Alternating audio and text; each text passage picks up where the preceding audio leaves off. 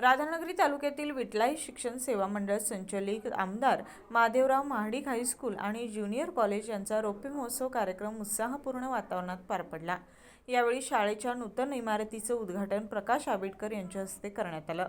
कार्यक्रमात बोलताना पालकमंत्री प्रकाश आंबेडकर यांनी दुर्गम आणि डोंगराळ भागातील विद्यार्थ्यांसाठी संस्था करत असलेल्या कार्याचं कौतुक केलं। शिक्षणाची गंगा घरोघरी पोहोचण्याचं महत्त्वपूर्ण काम संस्था करत असून ग्रामीण विद्यार्थ्यांना गुणवत्तापूर्ण शिक्षणाची संधी उपलब्ध करून दिली आहे असं ते म्हणाले।